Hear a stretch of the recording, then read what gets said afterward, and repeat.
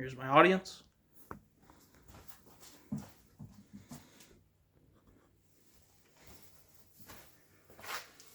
A figure fitting of a larger-than-life description. Bill Walton towered over others on the basketball court, and in his time as a broadcaster, we were lucky enough to have him down here with us. Today I will pay tribute to Bill Walton, the former basketball player and broadcaster.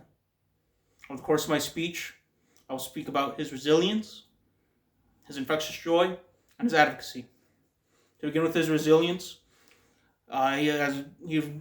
during and after his playing career, he would face a number of injuries. This is extensively detailed in an NBA profile of him by the NBA writing staff. Even in high school, he would break his leg, ankle, and foot. Even then, he was able to move past them, have a successful high school playing career, and a very successful career in college at UCLA. He would go on to the NBA, where he would face a number of more injuries and complications due to previous injuries. Even then, he would go on to have a 13-year career, playing a huge part in 2 championship teams. As a young man, Bill Walton would grow up with a stutter. Even with a stutter, he would be unable to communicate. But when he was 28 years old, he met a broadcaster, Marty Glickman, who would give him advice on how to overcome the stutter. And by taking that advice, Bill Walton was not only able to overcome the stutter, he would go on to have a broadcasting career, a prolific one that would last over 30 years. And beyond this, Walton would also have to deal with chronic pain due to the injuries I previously mentioned. Even with that, through the use of healing by using the pool, water, and his lifelong love of cycling, he was able to get better and help treat the pain. Now that I've talked about Bill Walton's resilience, I'd like to talk about his incredible joy. Bill Walton, in the way how he carried himself and how he expressed himself, always had this infectious joy to him. I even experienced that in my short time watching his broadcasting career. He was calling his games with his partner at ESPN, Dave Pasch. He would excitedly call the game, and whether it was the action on the floor or he was going off on some tangent about whatever the topic may have been, I always felt the joy. Even beyond this, he would talk about not only the players and the coaching staff, he would be able to talk about their families, give a story about them, which gave an almost intimate setting to it, while also showing a genuine interest and joy for these people, which could be felt across the television.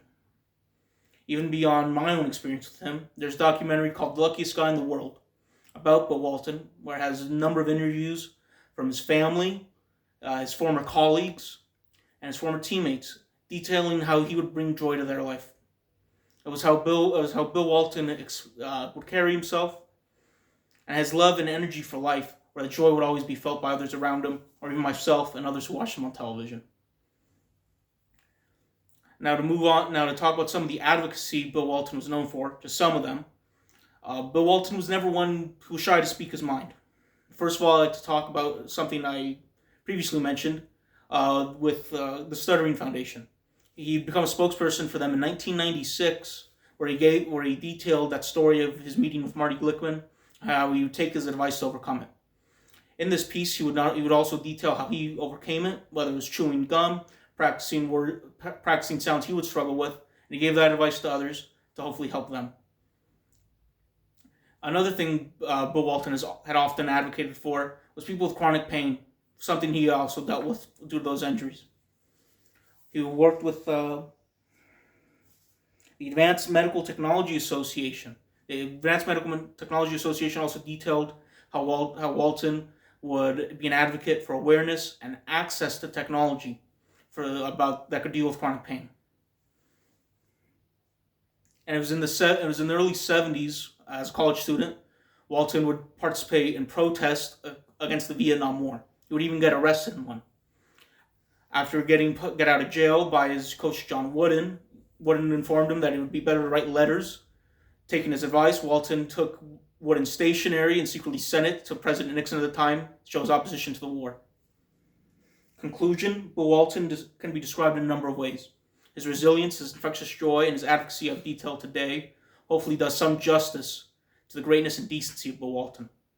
So whether it's Bill Walton, the basketball player, Bill Walton, the broadcaster, Bill Walton, the advocate, they all epitomize the phrase larger than life.